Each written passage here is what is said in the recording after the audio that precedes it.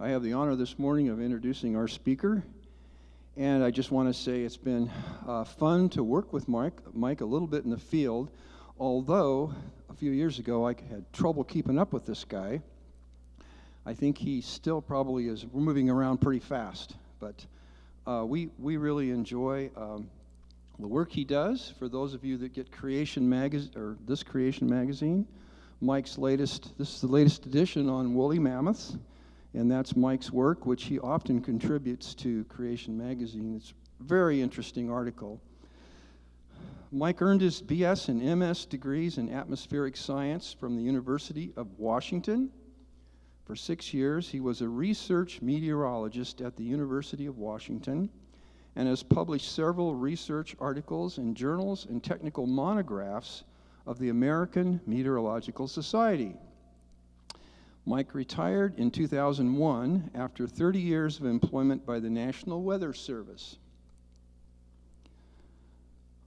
He has authored, co-authored, or served as editor of 21 Creationist books and has published over 200 related articles in the creation science technical literature.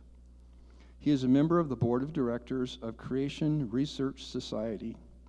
By the way, we have several of his books back here, including the series on the national parks, Grand Canyon, Grand Teton, and Yellowstone, as well as Bryson Zion, right? Yes. And he and John Hergenrather, Dennis Bockavoy from our group, co-authored these. They're excellent guides, and many of you probably use them. But anyway, we're just really thrilled to hear what Mike has to share this morning. And Mike, I don't have a dictionary that tells me what a speleothem is, so I'm hoping to learn what that is. So come on up. Let's give him a warm welcome this morning. I'm wired. Well, good morning. It's good to be here, and it's a beautiful day because it's not that hot. I like it kind of cool. I don't like heat. That's why I live in Montana. One of the many reasons to do that. And I know a number of you here, so it's nice to make your acquaintance again. My topic this time is going to be on the rapid formation of caves and speleothems. I'll define speleothems when I get to that, Steve. So anyway, life has a lot of challenges, doesn't it? And the Lord has led me to try to answer challenges that we get in the earth sciences. That's my field, earth science, specifically atmospheric science. And not necessarily to criticize evolution, which I found really easy. The origin of life, for instance, the progression of life, the gaps in the fossil record, their so-called mechanism of mutations and natural selection. It's all pretty, really easy. So anyway, I try to take the hard questions, those that haven't been answered yet. And so I've been working at this for over 45 years. And so this time it's going to be about caves. Anyway, we have hundreds of earth science challenges. By the way, I try to keep up with 50 earth science journals. Looking for it, I find a ton of information in there. That's how come I can write those little perspective articles in the journal Creation, just a page or 1 to 3 pages. I don't have time to research them, but I can let people know that, hey, here's a great article, and here's the implications of it. So that's what I try to do. So in the process of keeping up with 50 of these earth science journals, I find numerous earth science challenges. And here's just some of them. I just wrote this off list in 5 minutes. Some of them I've worked on. How does the flood cover Mount Everest? Well, Mount Everest, the Himalayas come up out of the flood waters. They have marine fossils on the top in limestone. So all the mountains of the world, which have many of them have marine fossils on it, they came up out of the flood waters as the ocean basin sank. It's really simple, and you can read about it in the Bible. Psalm 104, verses 6 to 9. Which refers to the flood. A Hebrew scholar from Masters College, I and another guy from Creation Ministries International last year wrote an article defending that it refers to the flood and not Genesis chapter, day 3 of Genesis 1. Anyway, here's some of them. I'm going to say a little bit about this challenge, the origin of the Yellowstone fossil forest. I only live about a little more than an hour from Yellowstone, so it's kind of a favorite of mine. And here's a few more. And so I've worked on some of these, about half of these, and some of them I haven't. But anyway, I'm going to talk a little bit, I got to say about the results of these challenges. Over the years, these challenges, which haven't been answered by the church, unfortunately, like what about carbon-14, what about dinosaurs, where did Cain get his wife? I mean, things of this nature. It just floors people. They can't answer them. They think the Bible's wrong. It's caused many to doubt God's word. It's caused tens of thousands, if not millions, of atheists and agnostics. It's caused tens of millions of Christians to fit evolution and deep time into the Bible, even though it doesn't fit. It's enhanced the local flood myth, and it's resulted in a mass exodus of the youth.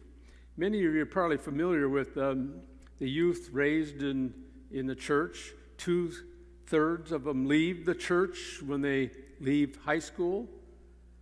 Ken Ham has really gone into this in his book called Already Gone. And they learn it in grade school, even down to kindergarten level. They learn about the millions of years, evolution, the Bible's wrong. That's the implication of all that.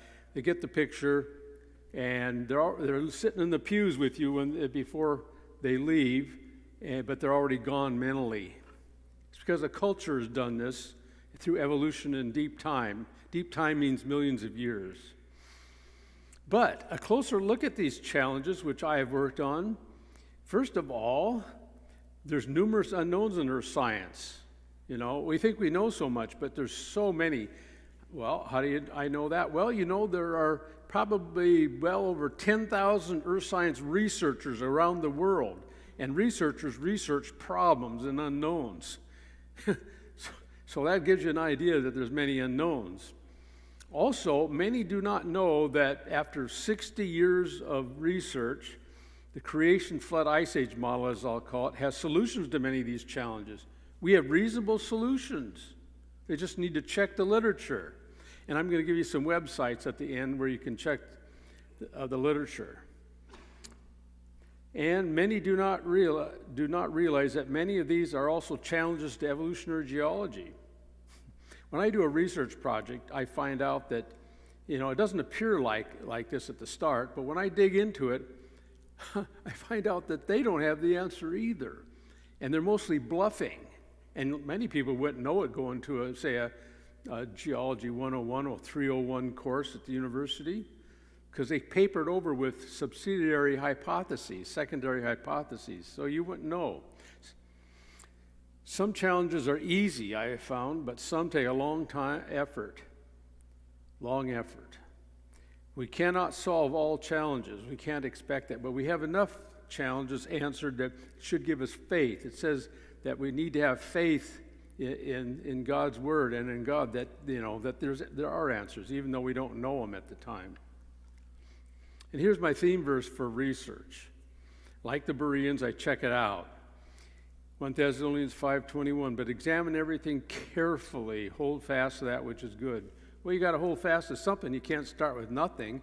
So I've learned to trust the Bible. So I hold fast to the Bible as God's word. Jesus is my Lord and Savior. But then I examine everything carefully. I try to get as much information from the literature. I go out in the field and get more information. And sometimes when you look out in the field meaning the rocks and the fossils, I find aspects of those observations that aren't reported in the literature. Sometimes they're very key. And so this is very important, so I got to put them all together. But you got to examine things carefully. If you don't examine carefully, only at a superficial level, you might know just enough to get in trouble. And this happened to many, many people. So I'm going to talk, this is all introduction to challenges, because the caves are a challenge. How do we explain caves and speleothems? The challenge of the Yellowstone fossil forests. How many have heard of the Yellowstone fossil forests? Well, quite a few of you. Okay, you know what I'm talking about. This is Specimen Ridge, the two petrified logs. At the top of it, there's one that's 8 feet in diameter that's hollow. Notice my cursor show up. Oh boy, these things are stretched out on that screen, aren't they? Okay. Notice the material it's in. It's a volcanic breccia. Breccia meaning angular rocks all mixed together. It's a volcanic debris flow, or lahar they call it. That's the material that's in there. And that material is called the Absaroka Volcanics. They date it as what's called Eocene, 55 million years ago, supposedly. And it represents debris flow after debris flow piling up at least 6,000 feet deep over 9,000 square miles, extending from Bozeman, Montana, where I live, to DuBois, Idaho, Wyoming. Huge, flow after flow. What it represents is you had some volcanism here, piled up a huge amount of volcanic material. Then it broke up and was redeposited, moved, and then deposited in some big basin. And while it was being deposited on the bottom, there was floating logs sinking down.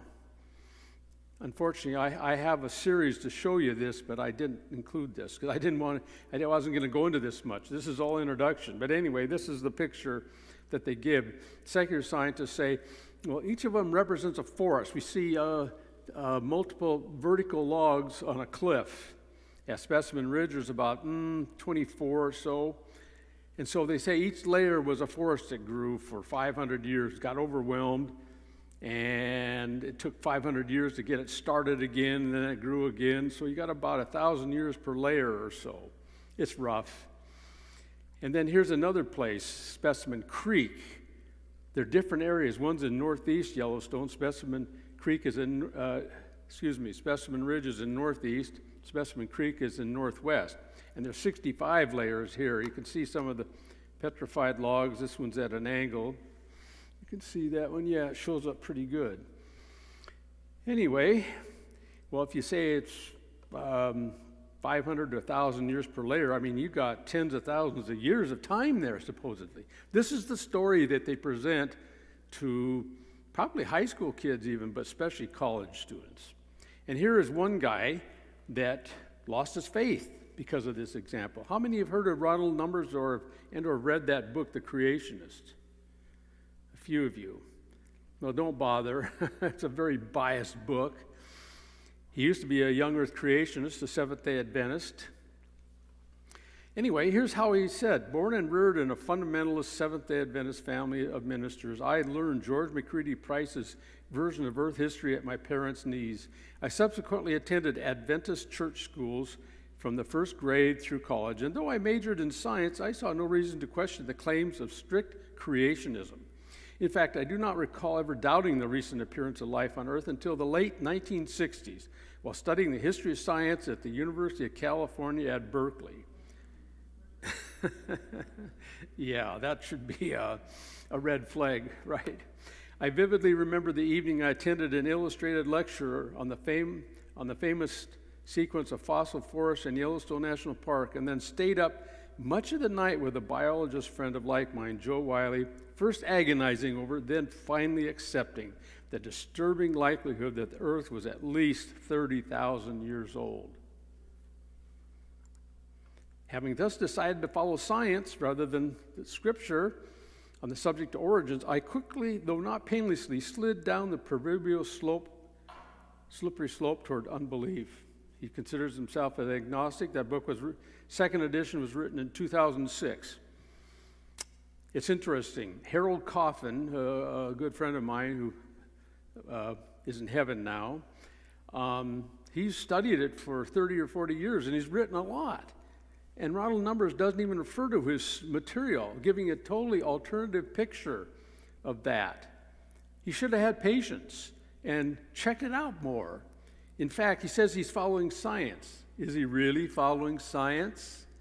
How many of you know that science is made up of observations and interpretations?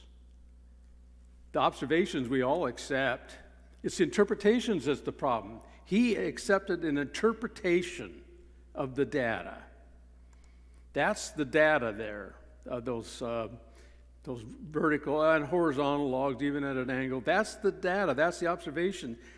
That was their interpretation. But Harold Coffin has found lots of problems with their observations. And so he has suggested, and I have followed up on this with the log mat model, where vertical trees are sinking down. Well, the bottom was filling up with volcanic debris. First of all, there's no soils. There is an organic layer up there. It's pretty thin, from just maybe a few millimeters to maybe about 5 or 6 inches. And it's undecayed organic matter. You can find fossil leaves and fossil needles. It's not decayed. It's not a soil. You have to have soils for trees. There's no soils. Also, there's 200 species of trees ranging from the tropics to the cool temperate, all in one location. Now, that can't be. Also, master's and a PhD thesis from Loma Linda University analyzed the tree rings, and they match at 3 levels. So there isn't thousands of years in there. They're the same forest that got overwhelmed, at least in 3 layers, and no animals, no animal fossils. There's other problems with it too.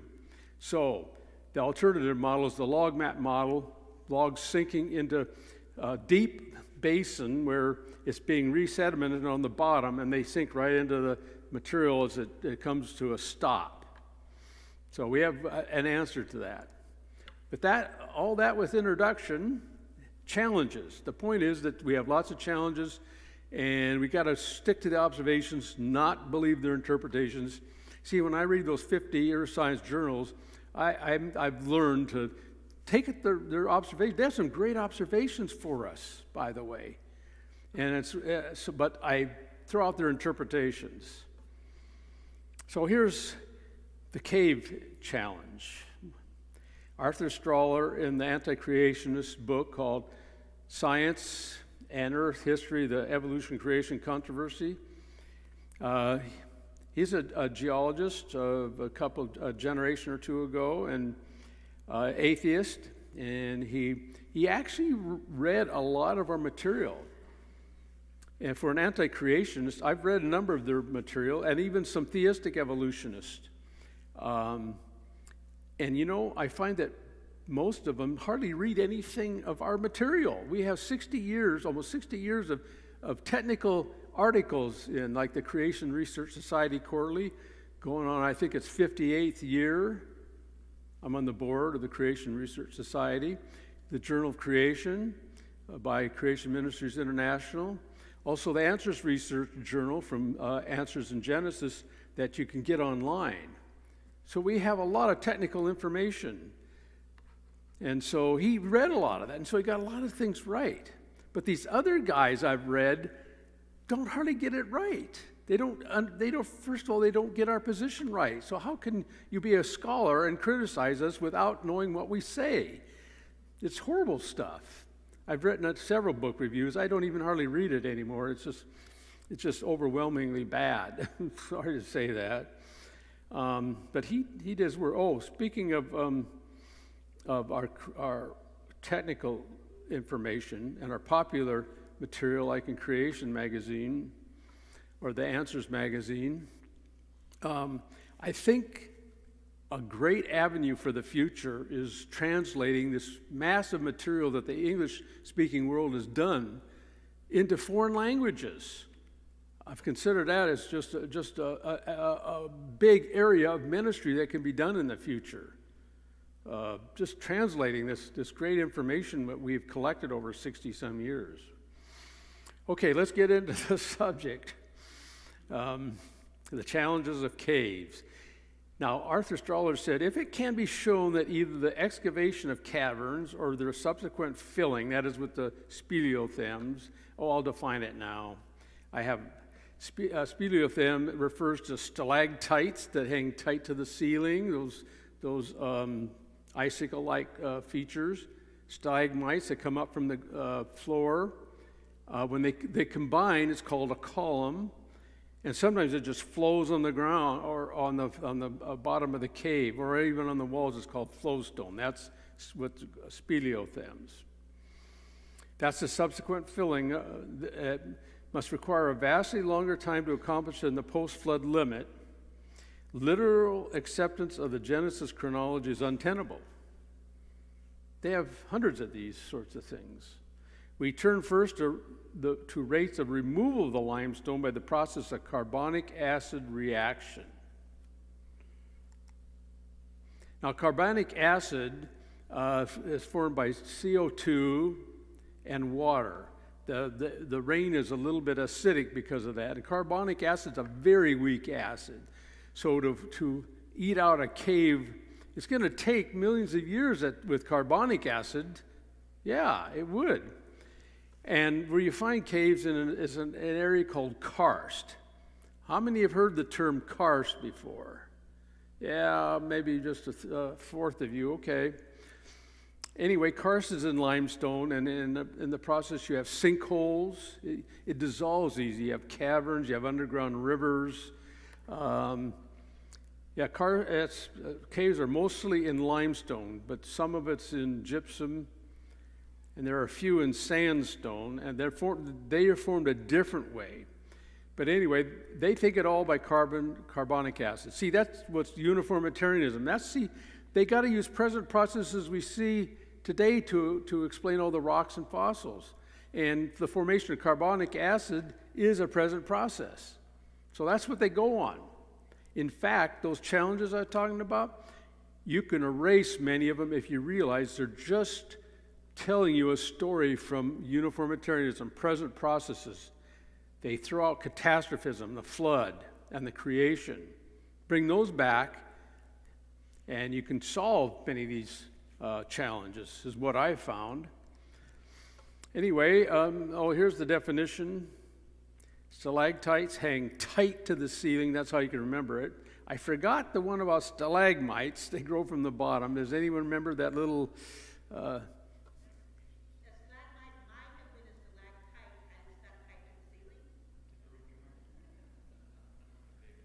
There's a way to remember it. And I don't remember it enough to know whether you're correct or not. But thanks for the information.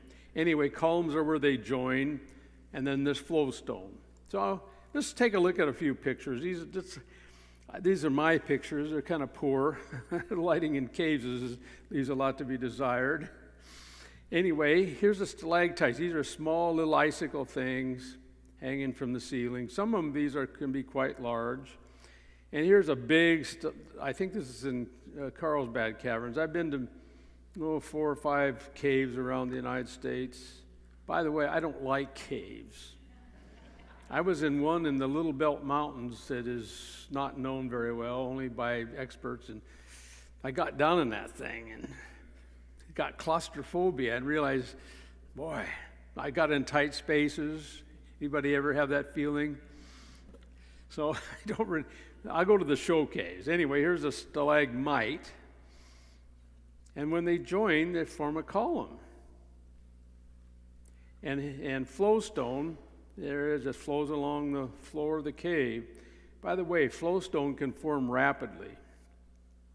But it's the stalactites and stalagmites and columns that we measure today that form fairly slow. I'll get into that a little later. Okay, formation by carbonic acid. Well, water and carbon dioxide form carbonic acid in the soil. It has to get into the soil, and it has to seep down from the soil into the limestone. See, the soil is very important for forming caves and speleothems, as I'll let you know, especially the speleothems. It's such a weak acid, it's going to take millions of years to form those huge caves. And it seeps down through the cracks in the rock. And it's a strict uniformitarian application. They always use uniformitarianism. I think a uniform processes that we see going on today, we observe today, that's how they account for all the rocks and fossils. In fact, they can look at the rocks and fossils and tell you the paleoclimate even. It's amazing what they think they can see in those rocks, but it's all an application of present processes we see going on today. Uniformitarianism, it's called. How many know what uniformitarianism is? I got to do this because the lights are shining in my face. You mean that's all that uniformitarianism is? That's very key, because that's the way they explain all geology and earth sciences, by uniformitarianism. Present processes. And by the way, when they started using uniformitarianism, they knew hardly anything about science. It was an arbitrary decision on their part. Arbitrary. And in the process, the flood gets thrown out, the short time scale of the Bible gets thrown out, creation gets thrown out eventually. It took 80 years to throw out creation. See, uniformitarianism became an absolute dogma of earth science in the late 1700s. Would you believe that? The late 1700s. And they've been using it ever since. But, like I said, when I examine a challenge, how do we explain it? I find that they can't explain it either. Here are some of their problems. Carbonic acid, it seeps down through the limestone and reacts with the rock, forming a calcium carbonate in ion form, calcium in the carbonate. And it neutralizes in 1 to 10 meters. So how's it going to get down there? Sometimes as deep as 1,000 meters to form a big hole in the ground, a big cavern. They got a huge problem there. And then speleothems are not necessarily millions of years old. Generally, they have a wide range. In fact, it'll grow for a while, stop. The water seeps down and it changes all the time. So it'll seep one place and form a stalactite, but then it'll stop dripping and then it'll go to another spot. It's like that. But in general, they grow about 0.1 to 3 millimeters a year. Very, very slight is what we observe today. But when you look at these caves, you have to realize the cave opening has to form first and then the speleum second. Can you imagine forming cave openings and speleothems at the same time? You'd be dissolving and then depositing calcium carbonate all over the place. It'd just be a huge mess in those caves. No, you have to form the opening first, and then it doesn't form any more. It stops, and then the speleothems are added afterwards. Also, all the soil is very important. You have to have the soil. I'll talk a little more about the soil. They assume no changes in soil or vegetation above the cave, and usually in many places it changes a lot.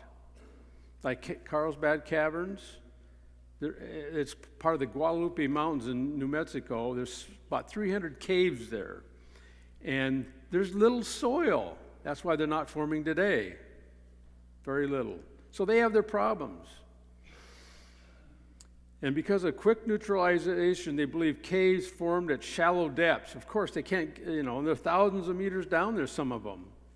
So they always think they're shallow because they dissolve quickly. They have to get down there. And so they think of ingenious ways of how to not neutralize that acid until it gets down there fairly deep. And they're pretty exotic ideas that really are a huge stretch of the imagination. But they've discovered something recently. Caves don't take millions of years. In fact, this is from a book by Carol Hill and a guy named Forte, Cave Minerals of the World, 2nd edition. And by the way, Carol Hill, University of New Mexico, is an old earth creationist.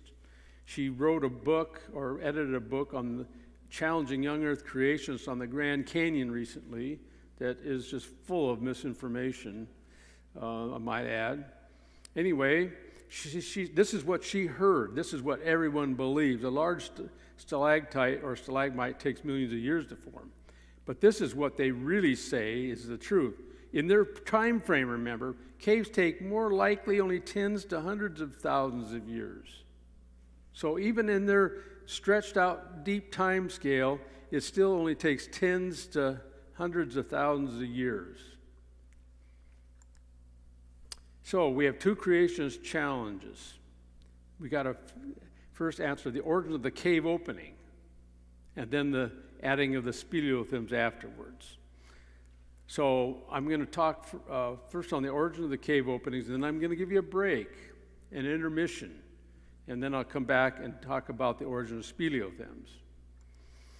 And of course, here's the entrance to Carlsbad Caverns. How many have been to Carlsbad Caverns?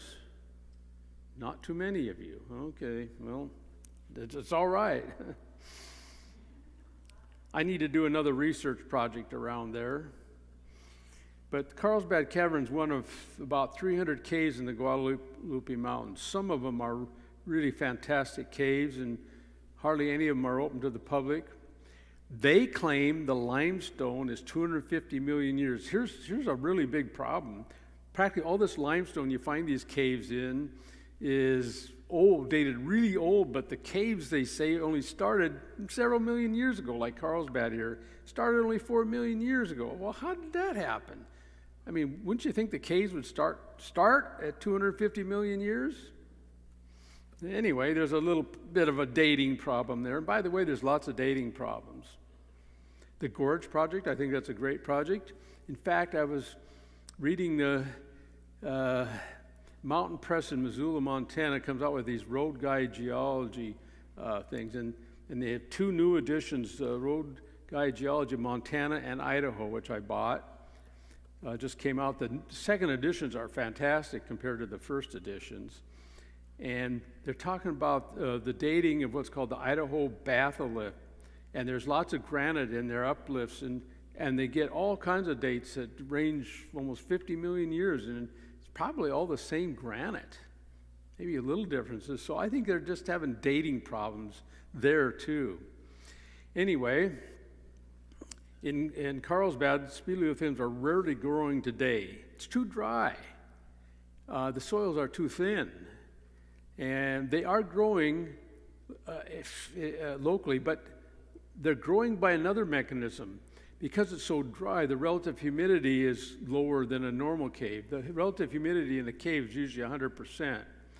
And so you don't get much evaporation of water, which will add calcium carbonate on the Speleothems. And because it's so dry and the soil's so thin, it's, say, 80% relative humidity in the cave. And because of that, they are growing a little bit by evaporation of water. Just a little bit, because that doesn't add up too much. So that's I need to go back down there. Anyway, a new discovery. They discovered that, hey, sulfuric acid has dissolved some caves. And you know that sulfuric acid will dissolve limestone a lot faster than carbonic acid, probably 1,000 to 10,000 to 1. And they've discovered this in Carlsbad Caverns first.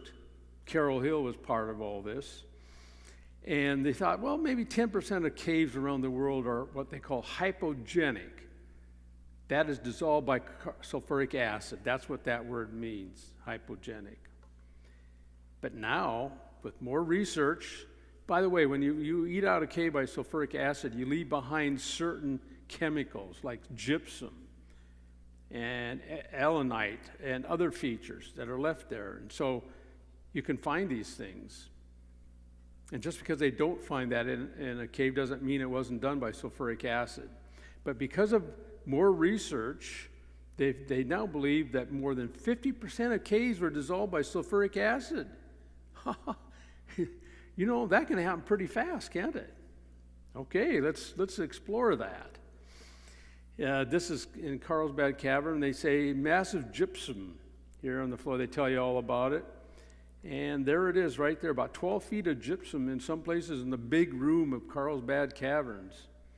That's a byproduct of sulfuric acid dissolution, and that can happen rapidly. So, but more information indicates like more than 50%. This book, Hypogenic Karst Regions and Caves of the World, hypogene means sulfuric acid dissolution. This, in the introduction by a guy named, an expert in all this, Klimchuk, I think he might be from the Ukraine, says more attention to hypogenic karst since 1990. See, that's when they discovered it in Carlsbad Caverns, about 1990. And particularly the dramatic burst of studies in this field during the last decade has changed our notion of hypogenic karst from a curiosity to one of the fundamental categories of karst. Notice that, one of the fundamental categories of karst, at least of comparable importance with more familiar epigene karst. Now, epigene means by carbonic acid, the slow carbonic acid. He goes on to say, hence, the potential for the development of hypogenic karst is immense. Wow, they've made a big discovery, not only in the continental domain, but also in the oceanic domain. I'm not quite sure how they form in the ocean, but anyway. Moreover, even in Europe and North America, many areas have been recognized only recently to host hypogenic karst, and its study is still ongoing. This means that the next editions or volumes under this title will be needed. That book was 700 pages describing all the caves in the world that were excavated by sulfuric acid. And he says we're going to have more volumes in the future. I think it's going to get up to 100% of caves being formed by sulfuric acid. And he finally ends with this phenomenon, that's hypogenic karst, can be globally even more widespread than epigenic karst. There's more of them right now. That gives us creation scientists great potential to explain the cave openings. Well, first of all, I got to make a quick mention of sandstone caves. They're not formed by sulfuric acid. I'm not sure how they form. Anyway, there's some famous ones in the Roraima Formation of southeast Venezuela. It's what's called a quartz arenite, which is almost a pure quartz sand that has rounded grains, rounded and frosted, indicating a lot of turbulence and motion, and it's 2,500 meters thick. And it's dated as what's called Proterozoic or Precambrian. And when you see these things, I've only seen pictures, 3,000 meters of erosion has occurred to get down to this, and leaving 1,000 meter high mesas and plateaus like this. Of sandstone, almost pure sandstone. There's caves all through there, and why they're there, I don't know, but this whole Roraima Formation tells you of huge catastrophism and tectonics and erosion. If these 1,000 meter high mesas, their erosional remnants where it used to be 3,000 meters above the mesa before it got eroded down. I mean, what are we talking about? We're talking about huge erosion and catastrophic processes to form what's called quartz arenite and to erode these things. Anyway, let's bring it back to our soil. How do we explain it? Well, actually, it's with the sulfuric acid, it's not too difficult in that here, look at the scale. This is big scale, 1,000 kilometers.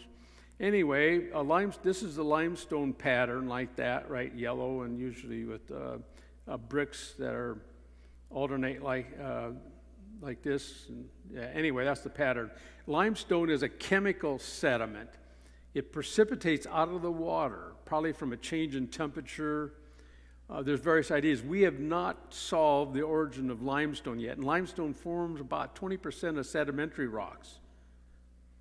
And then when magnesium's added to the limestone, it becomes dolomite. So we still need to account for the origin of limestone. I think it's part of the fountains of the Great Deep is what I personally think. But anyway, it's in the water and it's dissolving out, and it forms on the bottom. And then as it quits, and then you have a shale on top or sand. It could be any kind of conglomerate. There's your limestone layers. And then as the mountains rise and the valleys sink down, the ocean basins sink and the continents come up out of the floodwaters. The floodwaters are draining off at high speeds. You start getting that. And the flow of the water is going to plane some of these areas, forming a planation surface. Now, I've talked about planation surfaces here before. In fact, I think I've talked here about 15 times over the years, and I'm sure I've talked about those. But anyway, those are flat surfaces over wide areas that are planed by water, but yet they're not observed forming today. and yet you can find them on mountaintops, you can find them on the high plains of the United States or planation surfaces. You find them as plateaus. They're all over, caused by the draining of the floodwater at the large scale. But as limestone is being pushed up from below, it's expanding, and as it expands, it cracks. And so water starts draining through it, through the cracks and along weak bedding planes, and picking up hydrogen sulfide with oxygen and water, forming sulfuric acid, eating out these caves rapidly to the point where you end up with that at the very end. Now, the Guadalupe Mountains, the tops of the mountains are a planation surface that's been dissected. And that's where I'm going to do some research in the future. But anyway, there's the formation of the cave openings to start with. And after it all drains, that's what you're left with. In fact, some of them are still draining. In fact, the water table is too high, and so you have underground rivers in some of these caves. So there's the origin of the cave openings, really easy. Anyway, the Guadalupe Mountains have a mountaintop dissected planation surface. Form the planation surface by the sheet flow phase of the flood while the flood waters are draining off, and then they channelize. And when they channelize, they form canyons, valleys, water gaps really quick. And some of these dissected planation surfaces cut through caves. J. Harlan Bretz of the Lake Missoula fame even wrote a paper in 1949 in the Journal of Geology talking about this, which I want to go down and see. So valleys cut through caves. The caves were there first, before the water the final uplift, indicating that they formed while the mountains were rising, the land was coming up. Some caves start on narrow ridges. You can't form a cave starting on a narrow ridge because you have to have a thick soil. You need the soil to form a cave. So this indicates another process besides what they think. And they do not conform to the topography. So this is some of the evidence in the Guadalupe Mountains that they were not formed by normal processes of soil seeping down into the limestone, but by some other mechanism that ended up with a dissected planation surface at the end of it. So to form the sulfuric acid, there's much decaying organic matter in the sediments. See, it buried trillions of organisms, so there's lots of organic matter in the sediments. There still is, by the way. Hydrogen sulfide forms easily from this organic matter. Combined with oxygen and water, results in sulfuric acid. And some evidence of fast flow, forming them faster. You see a lot of caves with cobbles and boulders and scoured walls, evidence of rapid flow of acidic water. So we can form the cave openings rapidly. So we're gonna have a little break, maybe 10 minutes or so, and then we're talking about the origin of the decorations in caves. And then, by the way, there'll be questions and answers afterwards. And so let's take a 10-minute break.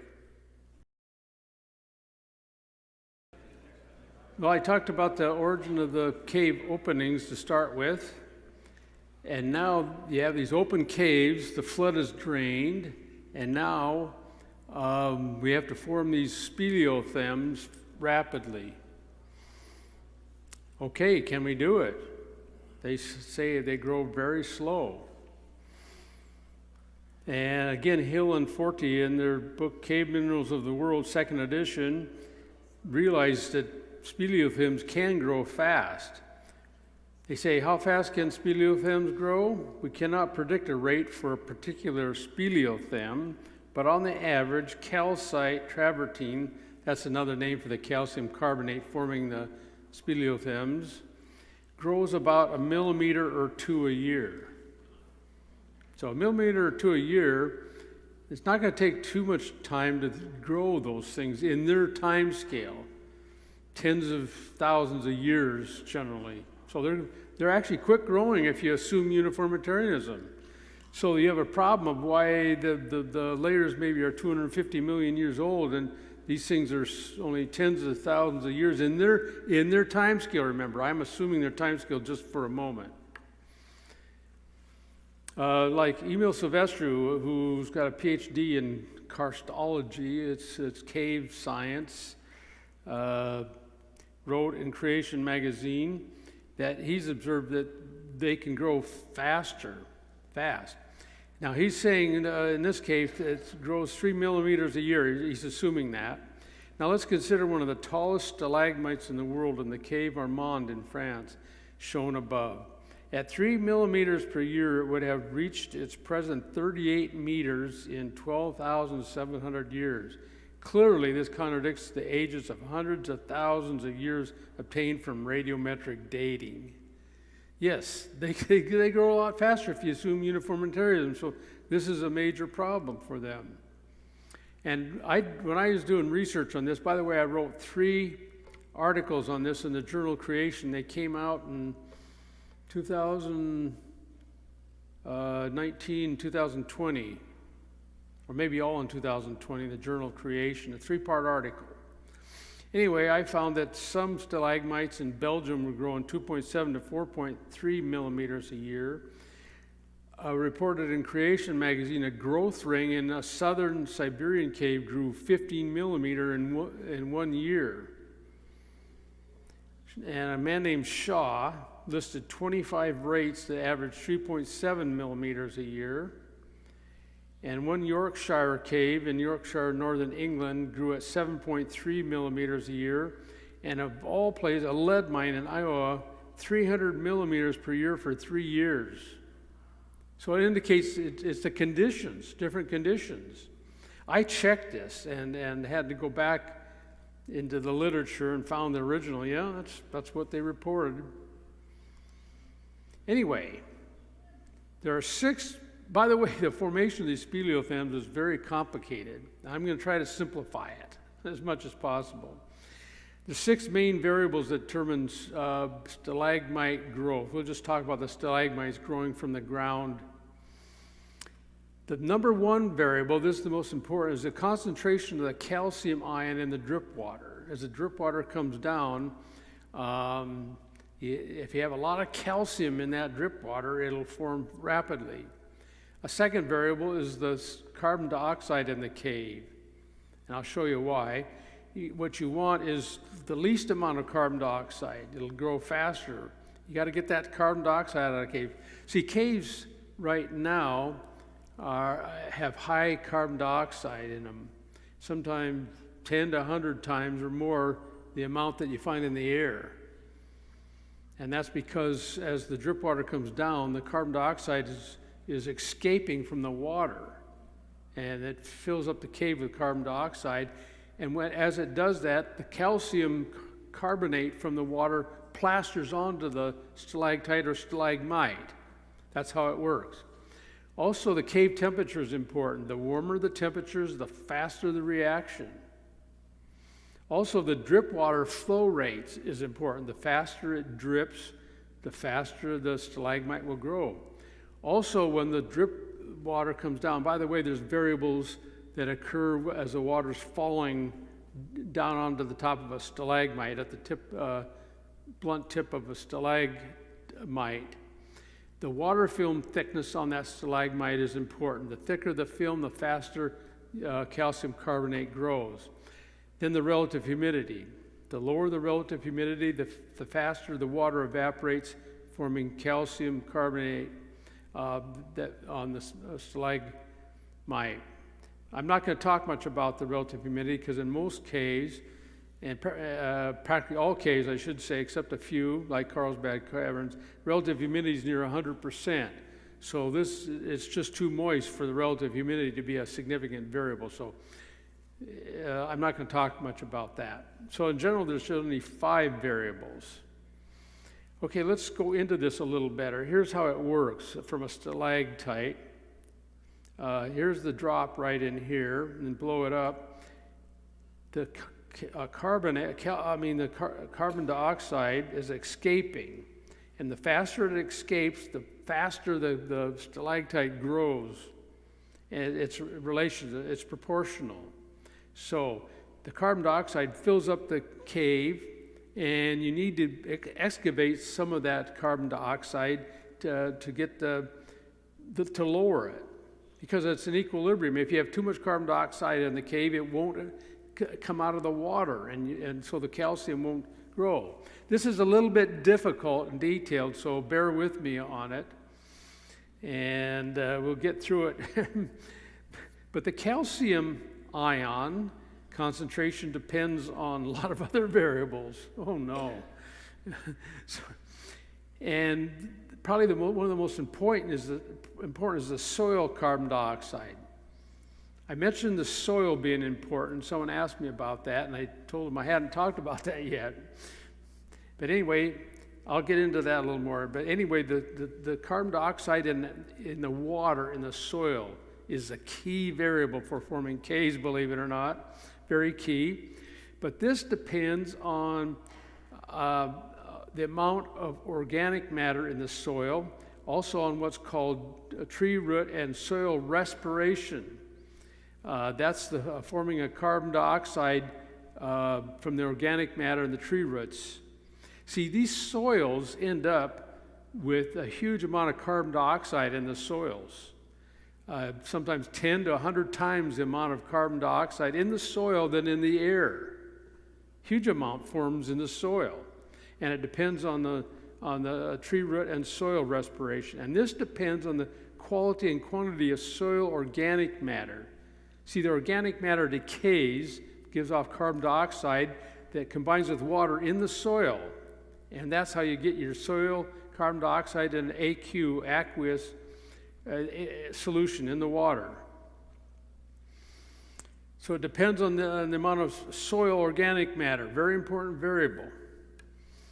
And this depends on, especially on the soil temperature. The warmer the temperature, the more carbon dioxide will be down there. The thicker the soil, the more the soil carbon dioxide, and it depends on the moisture, but not too much moisture. You got to have an intermediate amount of moisture, I found out. And then once you form the carbon dioxide in the water and the soil, it filters down into the limestone.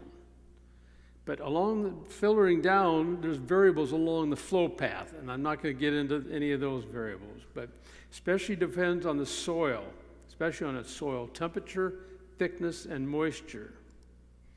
So here it is, tree roots. Some of them actually go down into the limestone, sometimes very deep, I've heard. And in this here in the soil, you have organic matter, and it's decaying, and it's forming carbon dioxide in that soil that combines with water. So that's generally, and it seeps down into the cave, a high amount of carbon dioxide in the water, and it combines with the calcium in the limestone, forms calcium carbonate in ionic form. And it keeps going down, and it goes down various pathways, and the pathways switch with time. So to form a stalagmite or a column in one location has to happen fairly quick, because the water dripping changes all the time.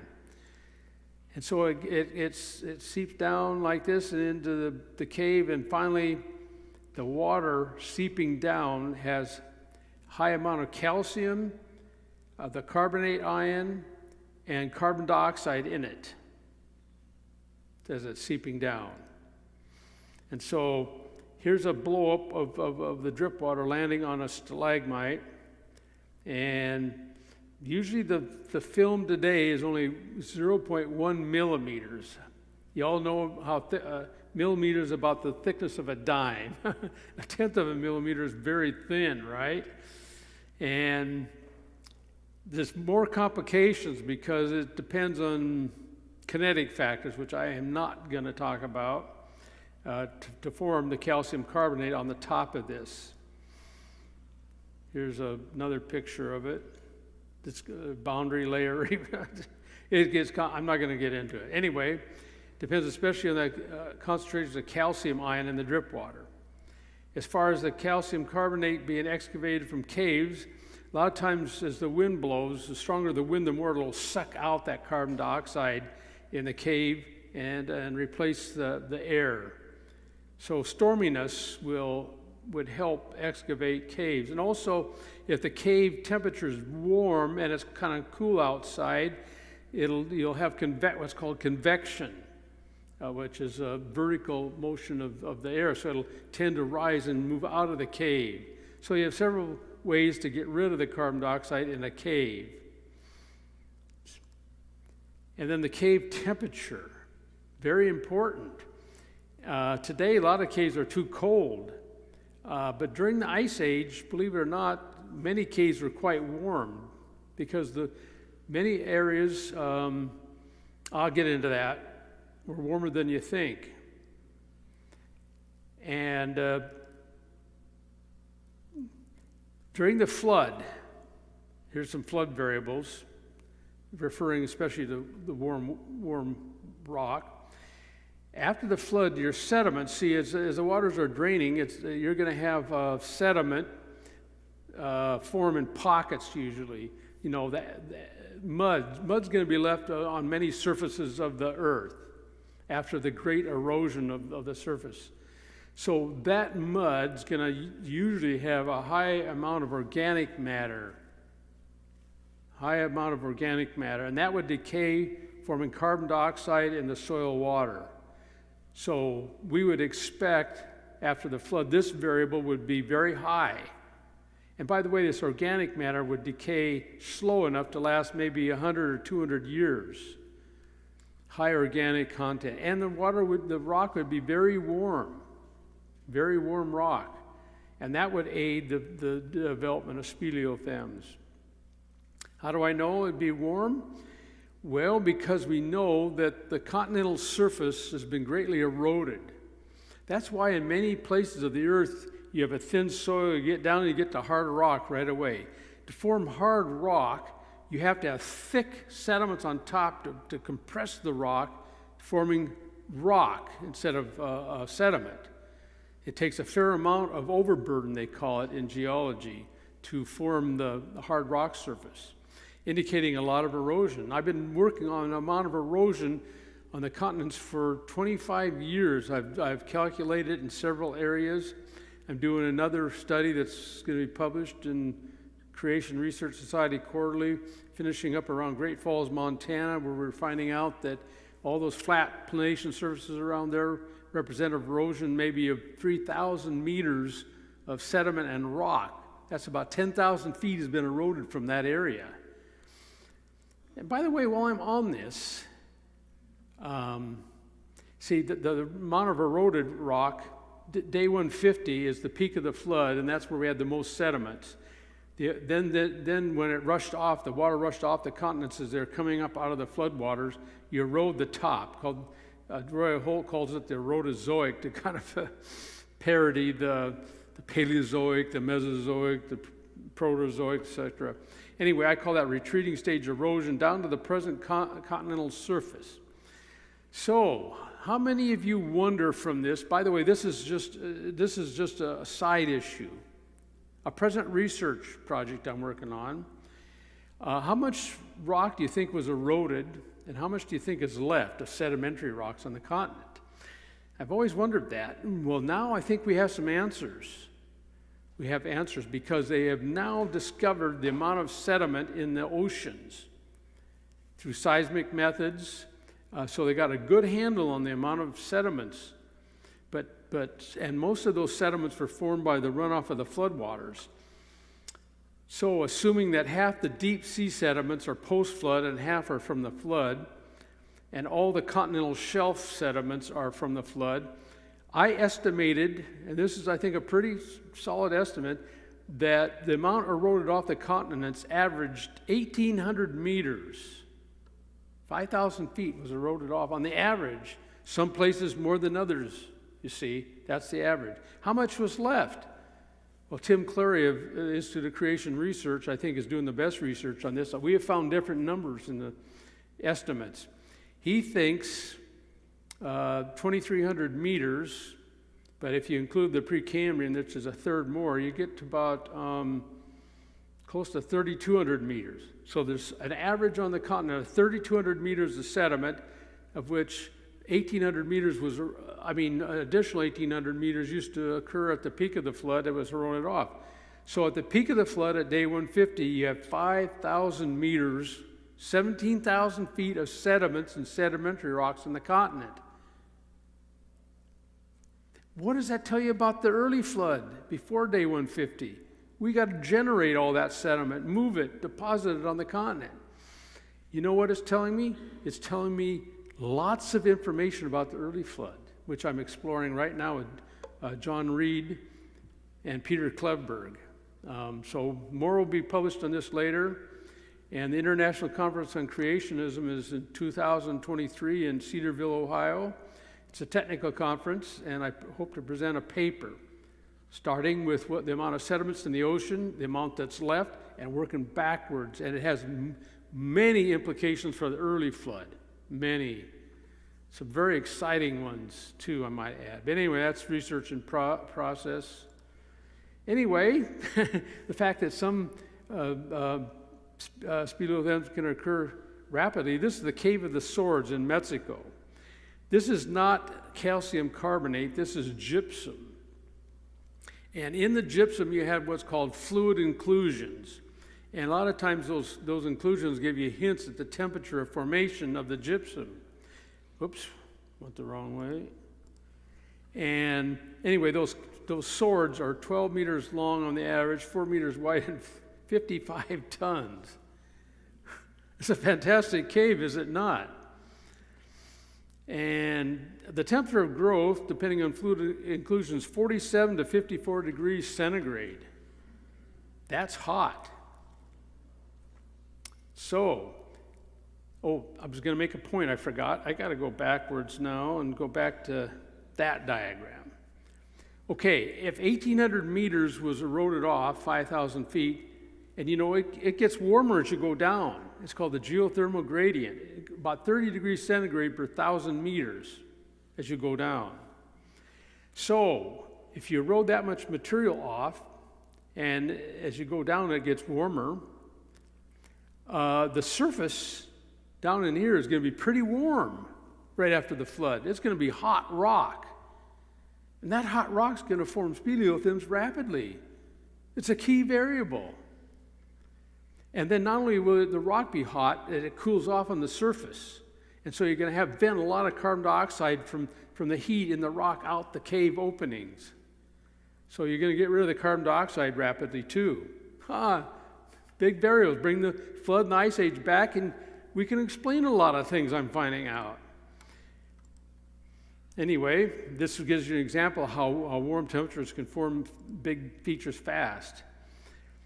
So I talked about the first three variables, which would be very positive for fast speleothem after the flood, during the ice age. The drip water flow rates and the water film thickness I'll talk together because they go hand in hand. Anyway,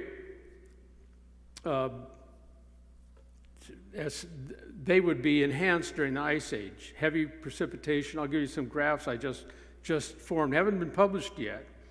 They will be, about the ice age temperatures and precipitation estimates. Anyway, Carol Hill mentioned a curious feature.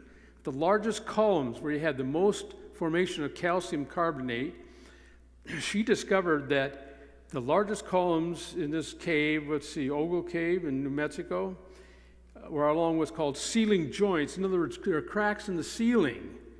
And that's where you expect a lot of drip water to come down. And their location, the most massive columns and stalagmites in Ogle Cave, New Mexico, they were below valleys on the surface. And then valleys are where you'd expect a lot of mud and organic matter left over after the flood, would you not? So you have high organic matter in the mud, which would end up being your soil, and below cracks. And so you'd have huge amount of calcium carbonate that would end up in the cave, forming speleothems rapidly. A little tiny thing mentioned by her that would greatly aid the formation of these speleothems rapidly after the flood. So I'm going to talk more about the drip rate and the water thickness. So anyway, we've got to talk about the ice age a little bit. I've I got books about it, so you can learn more about it, all the way from children's books to in-depth material. Actually, my in-depth book is out of print, but anyway, I'm actually writing another one. It's in review. Anyway, the way it works, you have warm water left over from the flood. The lava flows, the tectonics, the fountains of the great deep would end up with warm water in the ocean. The warmer the water, the faster the evaporation. So that warm water would be at high latitudes, a lot warmer than the sea surface temperatures there today. Thus, much more evaporation at high latitudes and mid-latitudes. So warm water, huge evaporation, forming clouds and volcanic dust in the upper atmosphere, reflecting some of the sunlight back to space, cooling the land. So you have warm water, ocean water next to cool land. Get caught in storms, form a rapid ice age, snow and sleet on the cold land. That's generally a big picture of the post-flood ice age model. Anyway, a reflection of from volcanic dust, especially aerosols. Aerosols are particles of dust 1/1,000,000th of a meter in diameter, a micron about. And that's where the most reflection of sunlight back to space. With less sunlight hitting the ground and infrared radiation, these squiggly lines still escaping, you cool the land. There's other ways to cool the land, but that's the main way. So I timed it. I worked out equations of heat input, heat output to the ocean, how fast the oceans cool, etc. I assumed the average ocean temperature after the flood was 30 degrees centigrade. So you're going to have much more evaporation, not only for the ice sheets forming, but low latitudes, places where glaciation didn't occur, you'd have heavy precipitation. I did a study of southwest United States and estimated from the warm water off the coast, you'd have about 4 times the precipitation in the dry southwest United States. And that's where you find those caves like Carlsbad. During the Ice Age, you had a lot more precipitation and thicker soil. They'd form rapidly there. Today, thin soil, dry, they don't form at all, except maybe locally. So I timed this by various mechanisms, and here's where the heavy evaporation would form next to the continents. Cool air going over warm water, that's where you have your most evaporation in those areas. The blue areas, intermediate, these lines like thin like that, etc. I'm going through this quick. I've talked about this once or twice here already. I think you have DVDs of these things, if I'm not mistaken. Anyway, I used a range of the variables for these budget equations, they call them. And I gave ranges, the best estimate, 500 years for glacial maximum, and then to melt. I had to have the thickness average. I'm going through this quick, don't worry about it. I'm just giving you a summary of what I've talked before and written widely about. Thickness about 2,300 meters in the northern hemisphere. Antarctica, where the main ice is in the southern hemisphere, about 4,000 feet. Anyway, to melt, it actually melts pretty fast. So the upshot of this is it's about 700 years for the Ice Age. But this is the one. This is my new one. I decided to estimate what temperatures am I talking about. Okay, here's the plot from the end of the flood through 500 years glacial maximum to the end of the flood 700 years to today. Here's the average winter temperature. Like right that's today, and here's the average winter, average summers. At the early part of the flood, you would have cool summers and mild winters. So you'd have a little seasonal contrast. So many areas would be pretty mild in the winter, and there'd be warmer temperatures there. So you can form caves faster with warmer temperatures, especially when it started off maybe 80 degrees centigrade, and it's going to cool fast by conduction, maybe, but it'll take 100 or 200 years to cool. And so a lot of that carbon dioxide is going to be excavated out of the cave with all that warm temperatures into the cooler air. And with time, though, it really changes. I'm not going to get into this too much. But anyway, that's the graph. And up in here, especially where you'd form caves rapidly, early and mid part of the flood. By the end of the flood, it's going to dry out too much, and they're going to come to a halt, down to maybe the present rate we see today, maybe 0.1 to 3 millimeters a year. And here's the average precipitation over the world. It's going to start out high. This is today's average. It's going to start out high. Heavy precipitation globally. So that's why you find evidence of that the Sahara Desert was green, flowing with water. People living there, and tens of thousands of pictographs on rocks and all kinds of interesting things. And then as the end of the Ice Age, it'd be below normal. But up in here is where you're going to have thick soils, heavier precipitation, warmer temperatures. So a lot of carbon dioxide is going to be in the water, soil water, a lot. As it seeps down, it's going to pick up a lot into the limestone. It's going to pick up a lot of calcium. So it's going to form caves rapidly. Anyway, I tried to estimate these variables. And I didn't do the relative humidity because I figured that'd be 100%. So that, but let's see, I added another one here. Why did I do that? Let's see. Some of these are related, but anyway, this is hard to read, I think. Oh, it's better on there. Anyway, for the equitable temperatures, that's little seasonal contrast, early and mid-ice age, and more moisture, estimated maybe 1.5 to 3 times faster growth than today. And then I said, well, it's going to be a thicker soil, more vegetation. With more vegetation, there's more organic matter added, more roots to form to what's called respire. So these would all add more carbon dioxide to the water in the soil, 1.5 to 3 times. High cave temperatures, estimated that the same.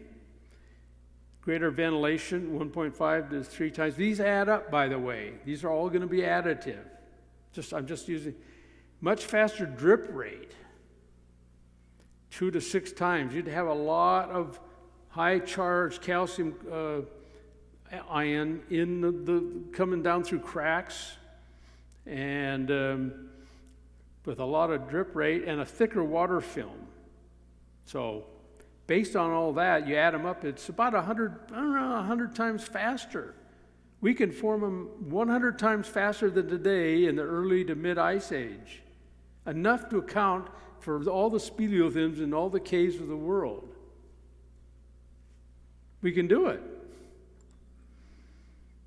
So I have further research questions. They date these things, but mainly the uranium series method, uranium-thorium method. And I think they might be decent, and we can use them in a relative time scale. Some of these dating methods we can use in a relative time, meaning we shorten the absolute time. But if something's dated old in this relative time scale, because it's right in the middle of the stalagmite, that's older than one dated on the outside that's dated younger. Well, yeah, that's a relative, and that's what we expect. We can do some of that way. Also, something that variable they measure in the calcium carbonate is called oxygen isotopes, and they believe they can tell us the climate based on these things. And this is a very complicated area. It's a further research question, and I got a file 2 inches thick on all this, and just on this subject. And what I'm discovering is they thought they could, but now they're finding out it's too complicated, and they can't tell the past climate from oxygen isotope ratios. Too many variables in all this. So, but that's a further research question which I can do. And I want to do another one on the Guadalupe caves and the planation surface on top of those mountains, the Guadalupe Mountains. Anyway, in summary, challenges often can be solved by holding to the Bible, holding fast to the Bible. Bring back the creation, bring back the flood, bring back the short time scale of Scripture based on the genealogies of Genesis. We can solve lot of problems that they can't actually, especially when you look into it, you find out they have problems. Cave openings are formed by sulfuric acid dissolution rapidly during flood runoff. That's the openings first.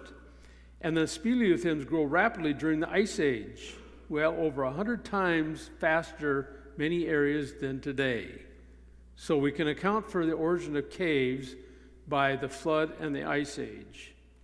Okay, a few advertisements of my resources. If you want to know more about the Ice Age and the woolly mammoth, my key book is Frozen in Time, the Woolly Mammoth, the Ice Age, and the Biblical Key to Their Secrets. By the way, I thought they'd be having many of my books here, but they don't, so they told me to bring my own. They're over there. And I got a DVD that Kyle Justice, who used to live in this area, out in the field showing you Ice Age features, the Great Ice Age, evidence from the flood for its quick formation and melting. And this is a summary book of how Noah's flood shaped our earth, starting with what happened, what was the pre-flood like, and going to the early flood, the late flood, after the flood in chronological order. And it's a summary of the evidences of you see in geology and other areas how Noah's flood shaped our earth. And you can get the similar book just talking about the receding flood waters, a DVD that Kyle Justice did. And if you don't know anything about geology, I wrote these great children's books. I think they're great. Exploring Geology with Mr. Hibb. This can be taught to young people, because I think it's geology that really puts it over in the young people in the schools. Not necessarily biology, but geology. And it's hard to go out and check this stuff. So this is like biblical geology from a creationist point of view for young people and adults alike in a cartoon form. It's a fun read. So I have a few of those, and of course I wrote on the Missoula flood, focusing in on why did they reject it for 40 years? Why do you think they rejected it? When you go out there's hundreds of pieces of evidence for the Lake Missoula flood. Why did they reject it? Because it's too biblical in proportion. We don't believe in catastrophes. It's a real eye-opener of where they're at and why I believe they'll never see evidence for the Genesis flood out there, and I see it all over. Whoops. And I think this is the last hour. This was just written. People came up to me, a pastor came up to me, said, I'd like to know more about deep time radiometric dating and all that, but even the layman ones are too complicated. So I attempted to write a book for a layman with no science background called The Deep Time Deception, examining the case for millions of years. And so that's that. And so I want to leave you with this verse and with some websites. Your faith should not rest on the wisdom of men. That's what evolution is. That's what deep time is. That's what uniformitarianism. Trying to explain everything we have without God. And I mean everything. Everything. Including morality, religion. They have a whole evolution of religion idea. I mean, everything evolved. The universe evolved. The atoms evolved. It's really amazing. But our faith should depend on the power of God. God can create. He can cause a global flood, no sweat. He can swallow Jonah in a whale. By the way, a Maine lobster man, he was on the internet, swallowed by a whale just recently. Now it's questioned whether he got in the stomach or the mouth, but he was swallowed by a whale while deep diving. Some of you probably read that on the internet. Kind of funny. And then I don't remember how he got out, but he did. So our faith should rest on the power of God. And here's some websites. The local one, creationencounters.com, is for your local one, your tours. ICR has one, Creation Research Society has one, Answers in Genesis. Creation.com is Creation Ministries International. This is our local one in Bozeman. It's not very active, but this is my own. And on it I have 2 free ebooks for you. One on the receding stage of the flood, talking about and tying it into the features you see on the surface of the earth. And I'm going to update this and make it more proactive. I haven't added anything for a couple years, and I'm going to try to add a new article every week, little article on research notes, creation research notes, new research ideas that I'm working on, stuff I find in the literature. Just quickly, I'm going to make this more interactive so that it'll be more than just my 2 free ebooks on it and some other information. Thank you.